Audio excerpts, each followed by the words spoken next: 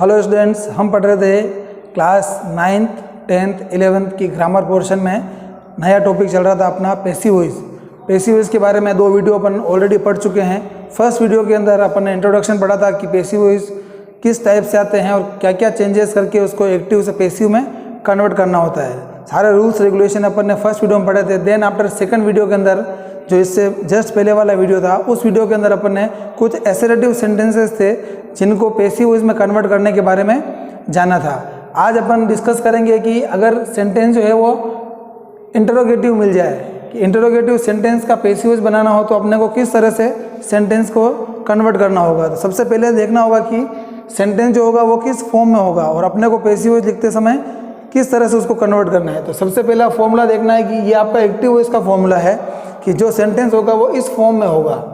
सबसे पहले helping verb मिलेगी, देन आफ्टर आपको सब्जेक्ट मिलेगा, फिर मेन वर्ब मिलेगा, फिर ऑब्जेक्ट मिलेगा और उसके बाद और भी कुछ मिलता है तो वो कॉम्प्लीमेंट्री या फिर एक्स्ट्रा ऑब्जेक्ट काउंट होता है। ये हेल्पिंग वर्ब से स्टार्ट होने वाला क्वेश्चन है। अगर WH वर्ड वाला होगा तो इसी के अंदर WH वर्ड और ऐड हो जाएगा। करना अपने को सेम पैटर्न है। तो अब इसका पैसिव वॉइस बनाने का फॉर्मूला हो जाता है कि हेल्पिंग वर्ब की जगह हेल्पिंग वर्ब लिखनी है, लेकिन ये एक्टिव वॉइस की है और अपने को पैसिव वॉइस वाली लिखनी है, जो अपन डिस्कस कर चुके हैं और आप लोगों ने लर्न भी कर ली होगी। देन आफ्टर अपने को सब्जेक्ट की जगह पर जो अपना क्वेश्चन है उसका ऑब्जेक्ट का सब्जेक्ट बना के लिखना है। फिर अपने को वर्ब की थर्ड फॉर्म अप्लाई करनी है, क्योंकि मेन वर्ब हमेशा वर्ब की थर्ड फॉर्म आती है पैसिव वॉइस में। देन अपने को एक्स्ट्रा ऑब्जेक्ट है तो लिखना है, नहीं है तो आगे बढ़ जाना है। फिर अपने को बाय लगाना और फिर जो सब्जेक्ट है उसका ऑब्जेक्ट लिखना और लास्ट में क्वेश्चन मार्क लगाना। ये दोनों फॉर्मूले आप लोगों को अच्छे से लर्न होंगे और पता भी होंगे कि एक्टिव वॉइस का सेंटेंस इस तरह से होता है और पैसिव वॉइस का सेंटेंस अपने को इस तरह से बनाना है। इसी को ध्यान में रखते हुए मैंने कुछ एग्जांपल लेकर समझाने की कोशिश की, आप ध्यान से देखना। फर्स्ट सेंटेंस है do the boys play cricket और लास्ट में क्वेश्चन मार्क, यानी कि एक इंटरोगेटिव सेंटेंस है। यहाँ पर डू से स्टार्ट हो रहा है, यानी कि डू एक हेल्पिंग वर्ब है। प्ले यहाँ पर वर्ब की फर्स्ट फॉर्म है। वर्ब से पहले अपने को द बॉयज मिल रहा है जो कि अपना सब्जेक्ट है और क्रिकेट आपका ऑब्जेक्ट है। ठीक है, इसका आंसर लिखने के लिए अपने को क्या करना है, जब सेंटेंस हेल्पिंग वर्ब से स्टार्ट हुआ तो आंसर भी हेल्पिंग वर्ब से लिखना है। जब क्वेश्चन में डू डज आता है तो अपन आंसर में इज एम और आर अप्लाई करते हैं। अब यहाँ पर इज एम आर में से सही क्या है उसके लिए अपने को ऑब्जेक्ट को देखना हो, क्योंकि ऑब्जेक्ट अब आगे आने वाला है। तो क्रिकेट यहाँ पर आएगा द बॉयज की जगह पर, तो क्रिकेट के साथ लगाना है इज एम या आर में से कोई एक। तो अपन जानते हैं क्रिकेट सिंगुलर, तो अपन लगा देंगे इज और फिर लिख देंगे अपन cricket. Is cricket third form हो जाएगी प्लेड, ठीक है, और बाय द बॉयज और क्वेश्चन मार्क। इस तरह से ये इसका पैसेज बना। आप फॉर्मूले में से मैच कर सकते हो कि अपन ने सही लिखा या नहीं। अगला जो सेंटेंस है वो है was she cooking food in the kitchen.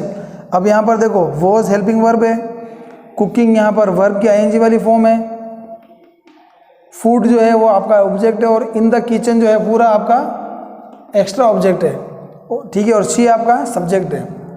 Answer लिखते वक्त क्वेश्चन में जब वॉज वर्ब आता है तो आंसर में अपन ने पढ़ा है वॉज बीइंग या वर्ब बीइंग लगाना है। अब वॉज बीइंग या वर्ब बीइंग लगाना हो तो उसके लिए देखना पड़ेगा फूड, यानी इसको आगे लाना है तो फूड के साथ लगता है वॉज, फिर लिखना है फूड और अब लिखना है आपको बिंग। ये चीज़ आपको थोड़ी सी माइंड में रखनी कि जब भी हेल्पिंग वर्ब के 2 पार्ट हो तो दोनों साथ में नहीं आते हैं इंटरोगेटिव सेंटेंस में और नेगेटिव में।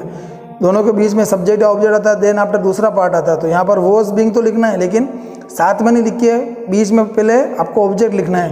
तो वॉज फूड बिंग, अब थर्ड फॉर्म हो जाएगी कुक्ड। उसके बाद एक्स्ट्रा ऑब्जेक्ट है तो इसको लिख दो इन द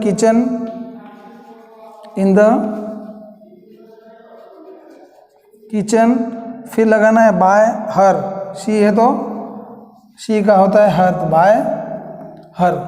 ये इसका आंसर बना और लास्ट में क्वेश्चन मार्क अपने को लगाना है। फाइनल एग्जांपल और देख लेते हैं इसका।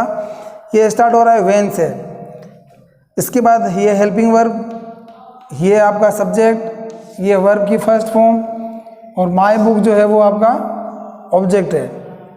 ठीक है, पूरा माय बुक आपका ऑब्जेक्ट है। वेन से चालू हो रहा है तो वापस अपने को वेन से ही स्टार्ट करना है। वेन क्वेश्चन में विल आता है तो आंसर में विल भी आता है। तो माय बुक है तो पहले अपने को लगाना है वेन विल, फिर लगाना है माय बुक, और फिर लिखना है वो बी। मैंने कहा ना कि जब भी किसी हेल्पिंग वर्ब को दो पार्ट हो तो एक पहले लिखा जाता है, दूसरा बाद में लिखना। तो विल बी है लेकिन पहले विल लिखा, अब लगाना है be. Will be third form हो जाएगी रिटर्न। ठीक है, तो my book be written by you, by you. ठीक है, तो होप करता हूँ आपको कि ये दोनों फॉर्मूला के अकॉर्डिंग ये एग्जाम्पल समझ में आए होंगे। ऐसे एग्जाम्पल आपको और करने हैं, लेकिन सबसे मोस्ट इम्पोर्टेंट अपन पढ़ने जा रहे हैं कि एग्जाम के अंदर नॉर्मली WH वर्ड में हु और हुम वाले सेंटेंस का पैसिव वॉइस बनाने के लिए पूछा जाता है। तो इसके लिए अपने को थोड़ा सा एक्स्ट्रा अलग से पढ़ना है। बहुत सिंपल है, अगर आपका सेंटेंस हु से या हुम से स्टार्ट होता है तो ऐसे सेंटेंस का पैसिव वॉइस बनाने के लिए सबसे अच्छी बात क्या है वो आपको ध्यान में रखनी है कि अगर आपका सेंटेंस हु से स्टार्ट हो रहा है तब आपको आंसर में हु की जगह पर बाय हुम लिखना है। पहली बात तो माइंड में ये रखनी कि हु जो है वो बाय हुम में चेंज हो जाता है और हुम जो है वो केवल हु में चेंज होता है। वापस रिपीट कर रहा हूँ मैं, हु चेंज होगा बाय हुम में, हुम चेंज होगा हु में। यहाँ पर एक बात अपने को और अच्छे से याद रखनी कि जो सेंटेंस हु से स्टार्ट होता है ऐसे सेंटेंस के अंदर सब्जेक्ट नहीं होता है। यानी कि जो क्वेश्चन आपका है वो अगर हु से स्टार्ट होता है तो उसके अंदर आपको सब्जेक्ट नहीं मिलेगा। उसी कंडीशन में हुम से अगर सेंटेंस स्टार्ट हो रहा है तो उस सेंटेंस के अंदर आपको मेन ऑब्जेक्ट नहीं मिलेगा।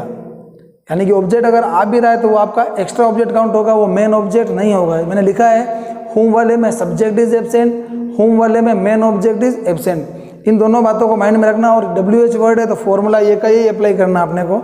अब इसका आंसर देखते हैं। सबसे पहले क्वेश्चन नंबर 1 है who broke this beautiful cup, who broke this beautiful cup. अब यहाँ पर ब्रोक कौन सी है, सेकंड फॉर्म है। ठीक है, और वर्ब से पहले मिलता है सब्जेक्ट, सब्जेक्ट इसमें नहीं है। और वैसे भी अपन जानते हैं कि जब सेंटेंस हु से स्टार्ट होता है तो सब्जेक्ट नहीं होता है, तो इसमें सब्जेक्ट नहीं है। दिस ब्यूटीफुल कप जो है पूरा आपका क्या है, एक ही ऑब्जेक्ट है। अब इसका आंसर लिखना है। सबसे पहले तो अपन क्या लिखेंगे, हु की जगह लिखना है अपने को बाय हुम।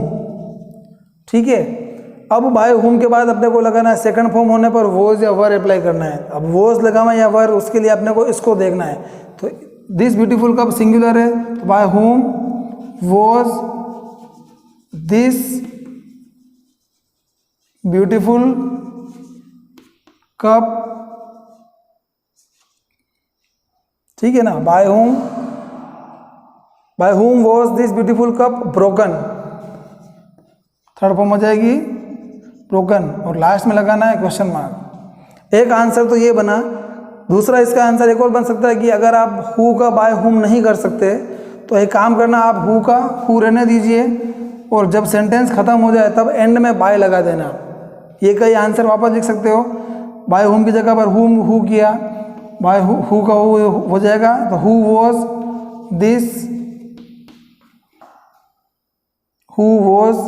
दिस सॉरी एक बार देख लेते हैं। सबसे पहले लिखना है अपने को हेल्पिंग वर्ब, फिर ये लिखना है, फिर थर्ड फॉर्म लिखनी है।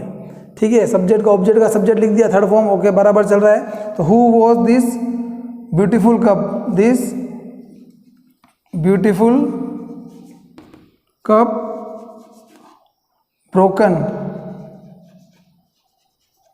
और लास्ट में लगाना है बाय और क्वेश्चन मार्क। ऐसा भी आप लिख सकते हो, या तो बाय हुम करो या फिर बाय हुम नहीं करते हो तो हु करो। जब हु करते हो तो एंड में बाय लगाना आपको होगा। और लास्ट सेंटेंस है हुम वाला, इसमें आपको मेन ऑब्जेक्ट नहीं मिलेगा। ये आपका सब्जेक्ट है, ये आपकी हेल्पिंग वर्ब है, ये वर्ब की फर्स्ट फॉर्म जो मेन वर्ब है, और द मोस्ट जो है वो मेन ऑब्जेक्ट नहीं है और ये एक्स्ट्रा है क्योंकि मेन ऑब्जेक्ट इसमें नहीं होता है।